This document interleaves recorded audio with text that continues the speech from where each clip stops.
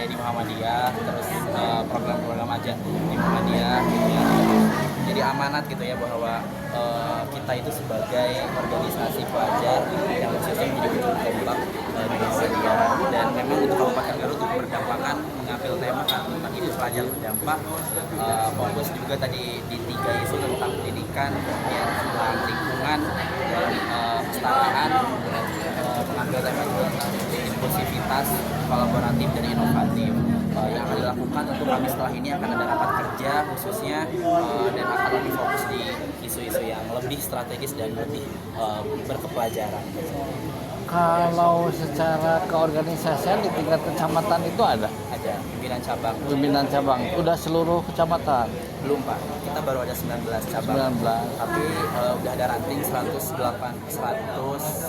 ranting.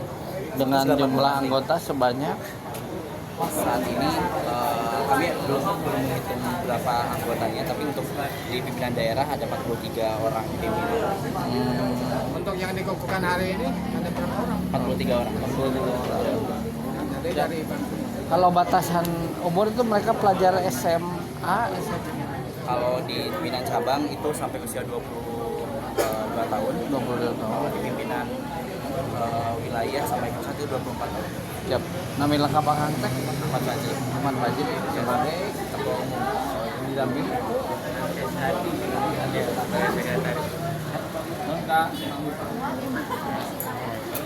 terkait dengan fenomena alam yang ada di Indonesia.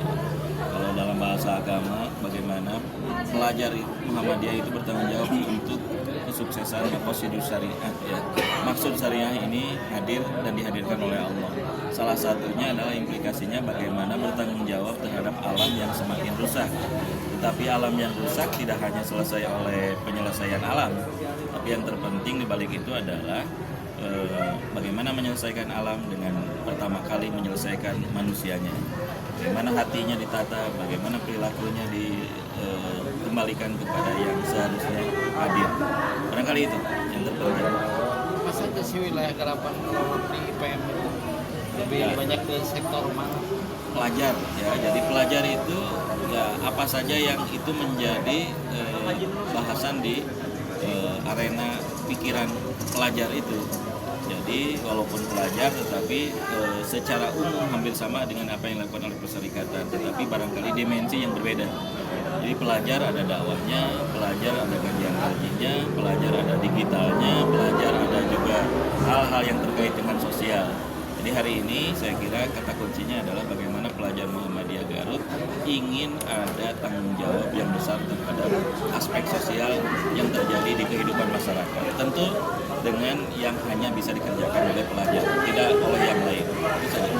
Pak, sejauh mana ada atensi dari pemerintah sendiri terhadap ini? Pemerintah hari ini memberikan informasi bahwa mereka sangat apresiasi, bahkan memberikan peluang untuk adanya bantuan-bantuan yang tidak hanya bantuan support dalam arti dorongan, dukungan, tetapi juga tadi sudah terdengar oleh semua, mereka memberikan ruang untuk adanya bantuan yang sifatnya finansial untuk program-program PED IPM itu semakin bisa dirasakan oleh masyarakat, terutama para pelajar. Untuk harapan ke depannya bagaimana? Nah, pelajar ini kan harapan perserikatan, harapan umat, dan harapan bangsa. Kita berharap mereka tetap saja khusyuk mengerjakan tugasnya di pelajar ini, sebab suatu saat mereka itulah pemimpin di Muhammadiyah, pemimpin di umat dan pemimpin di bangsa ini. Jadi mereka harus total sebagai pelajar Muhammadiyah supaya nanti harapan kedepannya mereka terbuka untuk menjadi seseorang yang bermanfaat untuk sekitar. Untuk langkah selanjutnya setelah di pengukuhan ini bagaimana? Mereka akan rapat kerja, tentu apa-apa yang sudah diputuskan di musyawarah sebelumnya yaitu musda, kemudian dibicarakan dalam bentuk yang lebih taktis, lebih praktis, supaya mereka tidak lagi menunggu ada waktu jeda, tapi besok ke depan bisa melaksanakan amanah itu sebaik-baik. Ya, makasih. Siap, semisal.